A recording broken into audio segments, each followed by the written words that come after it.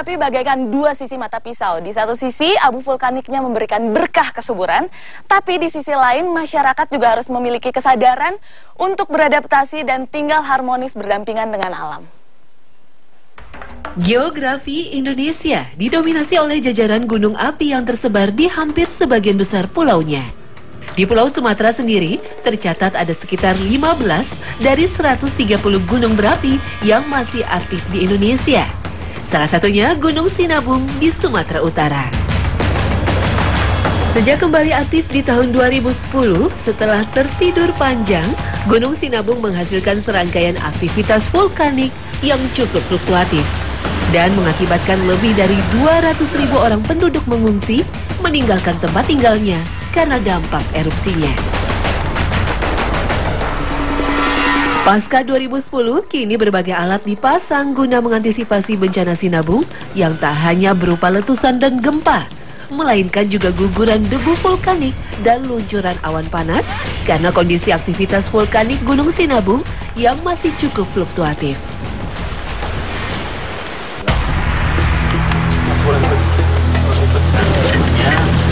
Dan kelembapan. Setelah lama tertidur, Gunung Sinabung kini seolah tengah membentuk badannya.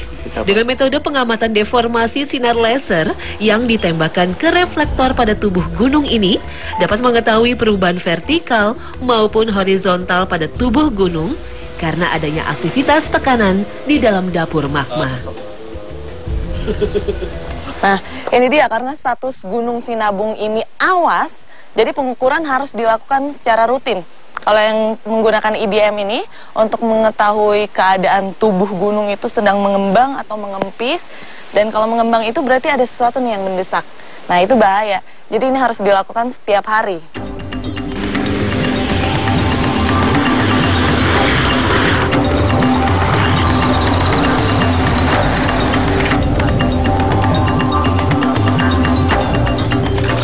Komposisi berbagai komponen diramu sedemikian rupa agar dapat menjadi antisipasi berlapis untuk menangani bencana alam.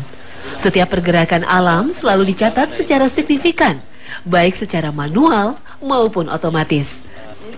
Selain pengamatan secara visual serta seismitas atau gempa, peningkatan gas dan termal atau suhu juga terjadi pada gunung yang tengah erupsi. Jadi yang akan kita lakukan ini adalah pengukuran kandungan gas pada mata air panas ini.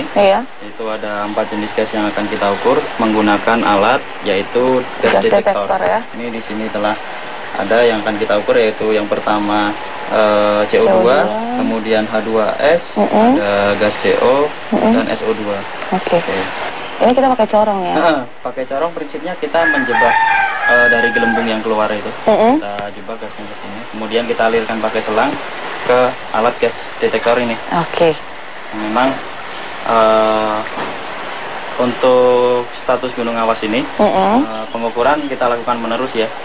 Selain untuk kita agar mendapatkan data perkembangan setiap harinya berdasarkan geokimia, selain itu juga agar kita tahu perkembangan dari hari ke hari apakah mata air panas ini mengandung gas beracun atau tidak. Memang sampai saat ini tidak ada kandungan gas beracun yang ada di mata air panas Payung ini. Oke, cuman perubahannya tetap dicatat terus ya secara rutin. Masih fluktuatif. Tidak, sampai saat ini tidak ada kenaikan yang sangat signifikan. Cuman tetap kita pantau agar saat ada kenaikan signifikan kita langsung dapat pencegahannya seperti apa gitu ya. Dapat menjadikan referensi tentang aktivitas gunung. Prinsip kerja pengukuran gas dan termal cukup sederhana. Data yang telah tercatat dari kabel yang dicelupkan ke dalam kolam air panas akan dipadukan dengan gelembung udara yang tertangkap oleh gas detektor. Alat ini akan merekam perubahan suhu serta kandungan gas beracun yang keluar yang kemudian akan dipadukan dengan metode pengukuran lainnya. Semua ini demi menghindari kerugian materi dan jiwa yang lebih besar. Sampai hari ini pengukurannya juga nggak begitu berubah banyak masih di kisaran 53,4 sampai 53,6. Berarti perubahannya nggak begitu banyak. Tadi juga sempat ngelihat grafiknya itu cuman lurus, keriting-keriting dikit, lurus lagi, nggak ada yang ya memang berubah itu drastis. Tapi kenapa itu kita pantau menerus? Karena yang kita takutkan gini, saat dia tenang-tenang gini, tahu-tahu ada kejadian, dia naik. Namanya kan kita alam. nggak tahu alam. Iya. Makanya kita terus monitoring. Secara rutin Kita monitoring. Di balik keberadaan Gunung Sinabung yang kini masih sangat aktif meluncurkan awan panas serta memuntahkan debu vulkanik, masyarakat di Tanah Karo tetap melakukan aktivitasnya sehari-hari sebagai petani, membersihkan debu vulkanik yang bisa mengancam panen mereka. Bagi mereka, tanah kelahiran merupakan bentuk pemenuh kebutuhan dari kehidupan yang sederhana. Lebih dari puluhan ribu orang tinggal dan menjaga keseimbangan hidup berdampingan dengan salah satu gunung api dari rentetan garis cincin api Pasifik dunia atau yang dikenal dengan istilah Ring of Fire, di mana Indonesia merupakan negara dengan gunung api terbanyak di dunia.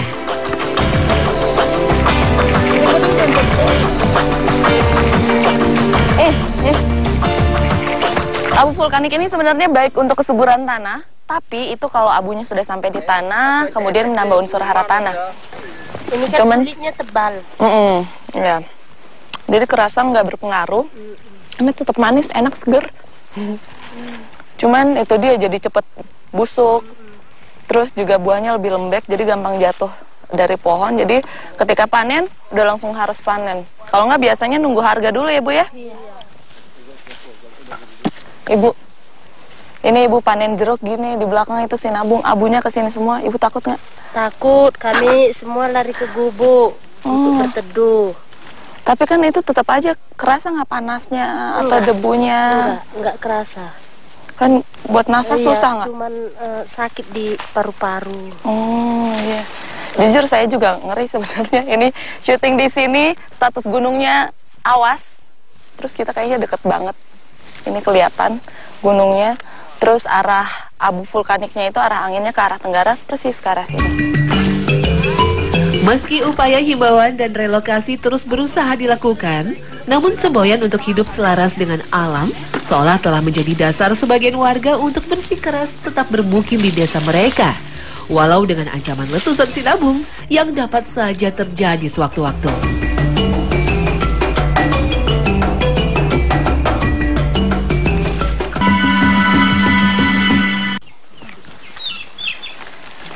Sebutan Swarna Bumi atau tanah emas bagi Pulau Sumatera tidak hanya terbatas pada kekayaan hasil tambangnya saja, tapi juga nih komoditi alamnya. Salah satunya ini nih, gambir. Sejarah mencatat, gambir merupakan tumbuhan perdu setengah merambat yang telah lama dibudidayakan di Pulau Sumatera selain tanaman kopi dan teh sejak abad ke-17. Tumbuhan yang memiliki nama latin Uncaria sp ini dapat dipanen 2 hingga 4 kali dalam setahun selama 15 tahun sejak pertama dipanen. Selain itu, gambir hanya bisa tumbuh baik di lereng-lereng perbukitan dengan kemiringan yang bervariatif dan dengan ketinggian tanah sekitar 200 hingga 1000 meter di atas permukaan laut, seperti di wilayah Pakpak Barat, Sumatera Utara ini.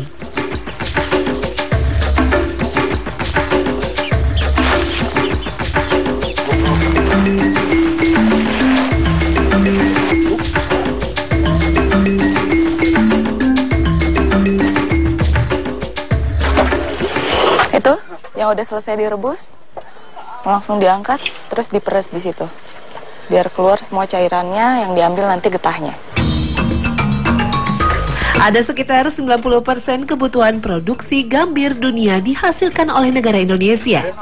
Negara India sendiri mengimpor 68% gambir dari Indonesia sebagai bahan campuran menyirih.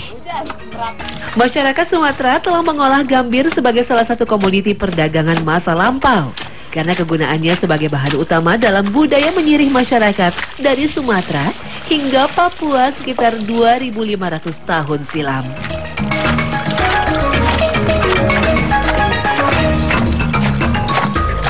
Jadi fungsinya direbus, kemudian ditumbuk dulu sebelum diperas.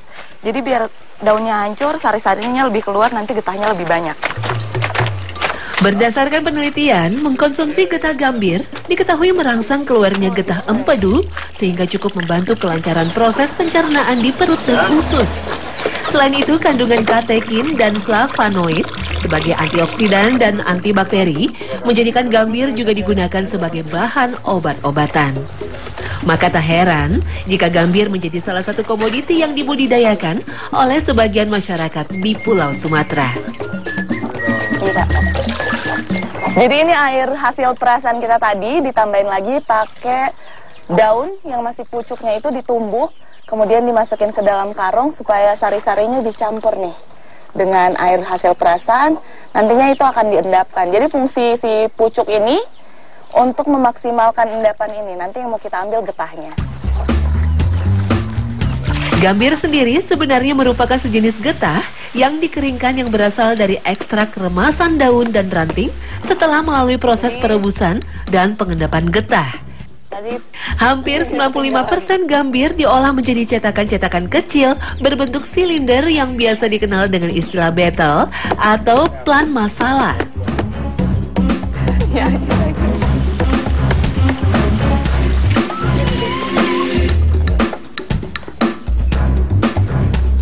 Pemanfaatan gambir ini banyak banget. Biasanya diekspor keluar juga, ke India, Bangladesh, Pakistan. Nah, di sana gambir bisa dijadiin bahan baku untuk permen dan obat-obatan. Nah, kalau di Indonesia, gambir ini lebih dikenal untuk sirip pinang.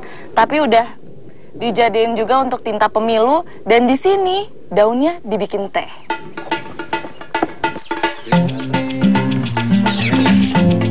Meski proses pembuatan gambir memang cukuplah sederhana, namun nilai ekonomis yang dimiliki cukuplah menjanjikan bagi masyarakat di wilayah Pak-Pak Barat sebagai komoditas selain kemenyan dan kayu manis yang harganya semakin turun.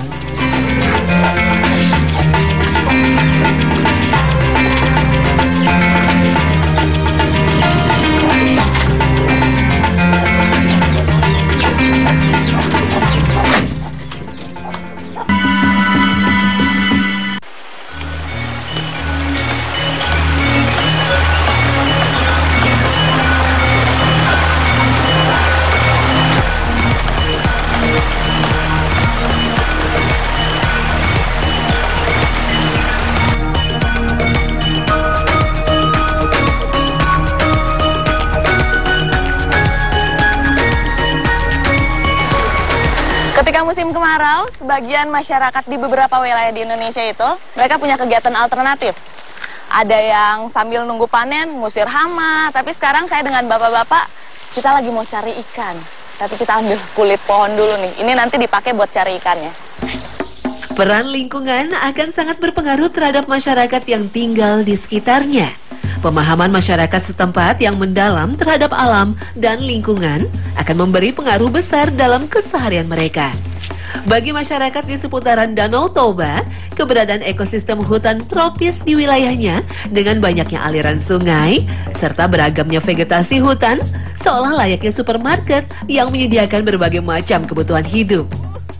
Masyarakat memanfaatkan getah dari pohon hutan sebagai racun alami guna melakukan perburuan ikan. Jadi nanti ininya kulit kayunya ini kita pukul-pukul ke air supaya getahnya keluar nyampur dengan air. Tapi ini kalau saya gosok, nih tangan saya jadi kuning juga.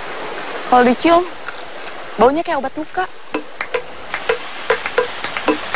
Bagi beberapa masyarakat pedalaman di wilayah Indonesia, perburuan menggunakan getah beracun yang biasa disebut tuba dari pohon jenis Deris elliptica. Pohon hutan primer yang termasuk dalam famili Moraceae ini memiliki jaringan kulit yang tebal dan berserabut padat seperti serat linen. Selain itu, kandungan rotenon yang cukup kuat pada getah biasa dimanfaatkan sebagai peracun ikan maupun insektisida pada serangga.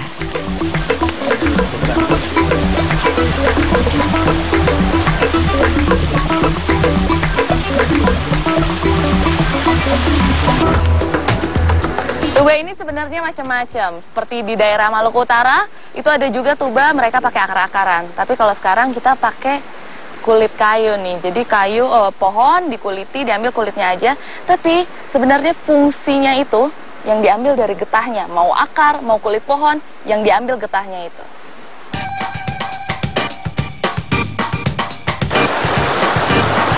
Suatu masyarakat tidak akan lepas dari sebuah tradisi atau aturan adat yang telah diturunkan oleh para leluhur mereka. Adanya adat atau aturan ini menjadi sebuah acuan dalam perilaku kehidupan sehari-hari. Bagi masyarakat Sumatera, sungai merupakan sumber kehidupan. Adanya aliran-aliran sungai yang masih terjaga keasriannya menyimpan keanekaragaman hayati yang bisa dimanfaatkan langsung hasilnya oleh masyarakat. Salah satunya aktivitas manipar bagi masyarakat seputaran Danau Toba.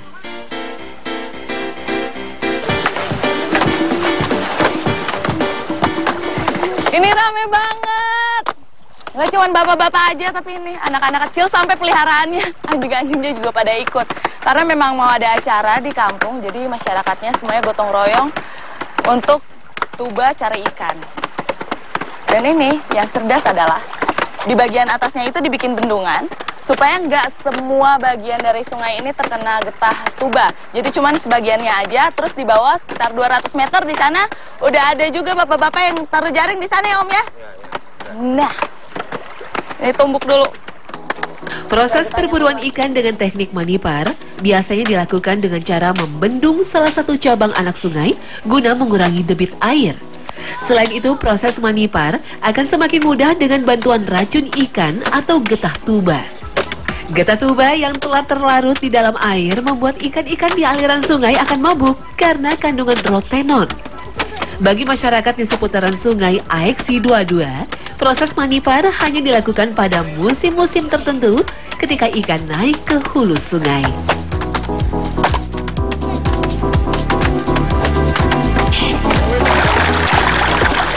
Yuk pindah-pindah, kita pindah ke sana.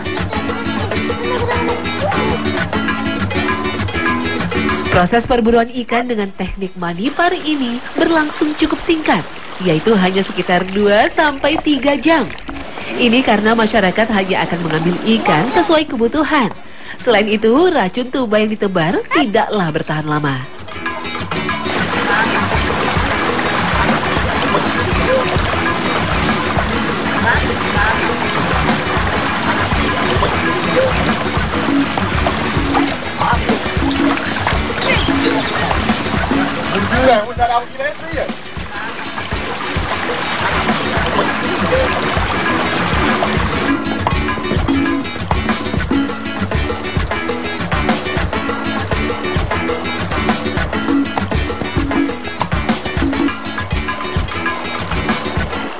Yang paling menyenangkan dari kegiatan seperti ini adalah kebersamaannya. Jadi cari ikannya bareng-bareng, makannya juga bareng-bareng.